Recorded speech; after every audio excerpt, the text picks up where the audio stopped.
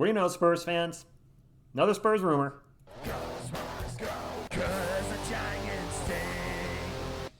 What is up, San Antonio Spurs fans? Welcome to TSR Sports, and rumors, of course, running rampant about the Spurs possibly trading down with the Philadelphia 76ers. Started this morning. I was like, well, I wouldn't be a Spurs channel content creator if I didn't cover it in some regards.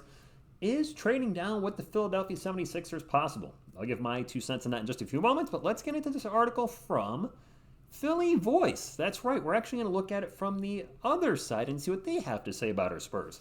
Sources: the 76ers have engaged with the Spurs about potentially moving up to the number 2 pick. For now, the Sixers have zeroed in on 4 NBA draft prospects with the number 3 pick, including a private workout last week with VJ Edgecombe and Ace Bailey visiting Philadelphia next week. Hank, what's the article got to say? The move would theoretically be done to secure the ability to draft Rutgers guard Dylan Harper, who the Spurs right now are expected to pick 2nd overall. Why would San Antonio move their pick? There has yet to be any indication that they are seriously considering doing so. But there have been many people wondering if a move like this could be in the cards for the Spurs, whose backcourt already has former All-Star and recent trade acquisition De'Aaron Fox and Rookie of the Year award winner Stephon Castle, not to mention Devin Vassell in the backcourt. While the Sixers could want to move up for Harper because they think he has far and away a better chance of becoming a franchise-altering player than anyone they could draft at number 3, a Spurs team already armed with Fox and Castle to support young superstar center Victor Wembanyama has the right to worry more about roster fit. What if San Antonio would rather have Harper's teammate, Ace Bailey, to keep a Fox-Castle backcourt humming? What if they think the gap between Harper and other guards in this class, VJ Edgecombe or Trey Johnson, is not as wide as most do? The conversation becomes awfully interesting. Does it now? Philly Voice, does it? Let's go down the article and skip ahead a bit.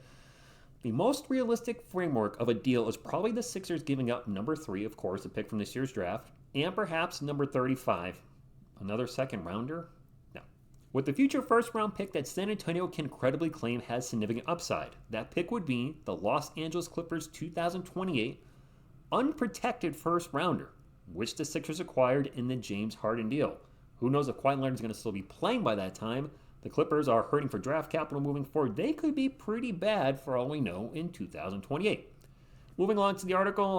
Was that it? Well, that was it. Done with the article. That's right. I wanted to get my 2 cents. All right. Let's get to the question I asked earlier. Would TSR do this? For pick number 3, that Clippers unprotected pick in 2028 and another second rounder that we wouldn't use? No, I would not do that. If you really want pick number 2, you're going to pay.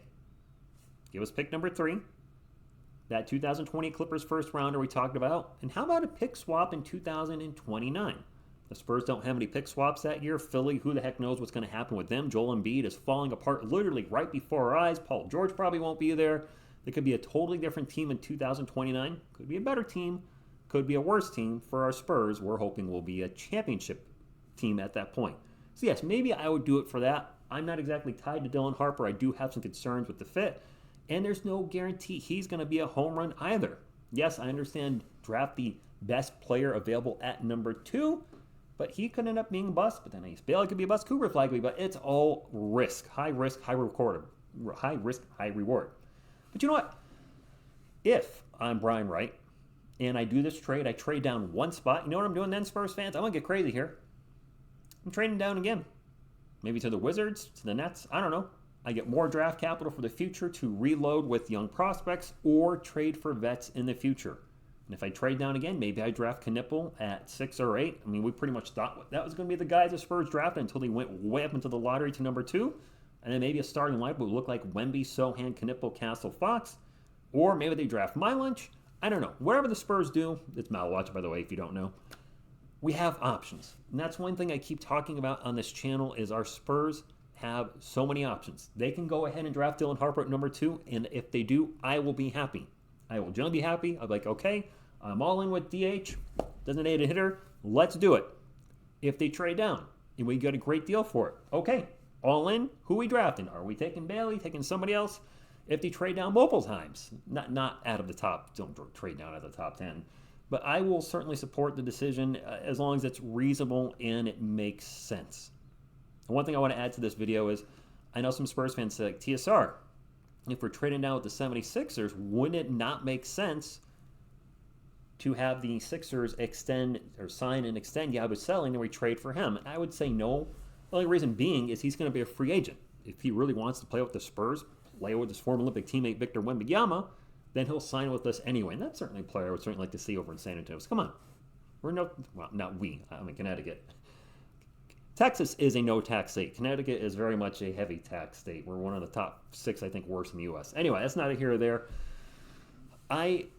It's going to be a lot of rumor mills for the next, it's less than 2 weeks, is it not, guys? Is it on a Wednesday or Thursday? Is it the 25th or 26th, the first round of the NBA draft? I don't remember. I think it's Wednesday and Thursday. Correct me if I'm wrong, but it's less than 2 weeks. The rumors are going to fly about left and right.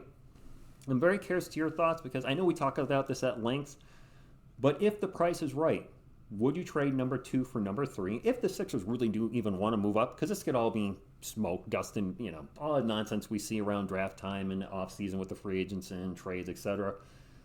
But if there's any gravitas to this story, would you trade number 2 for number 3, that unprotected first round Clippers pick in 28, and another first rounder? Or are you still on the same path we've been on, TSR? We're drafting Dylan Harper. Done. And I respect that. Listen, I've said it already in this video. If it happens, sure. I have a little concerns with the fit, but I'm thinking long term that De'Aaron Fox is not going to be here forever. I think the Spurs will probably, he's got 1 year left on his contract, extend him for 3. We don't want to overdo it. Maybe even only extend him for 2. And eventually the backcourt is Harper and Castle. Fox will age out a bit. His game is very dependent on his speed. As he gets older, that speed's going to decline. So it makes sense. But no matter what happens, Spurs fans, in this draft, Brian Wright, Pop in the front office, need to address the size issue on this team. There's not enough length. There's not enough girth. They need some bigs out there. We've talked about it at length.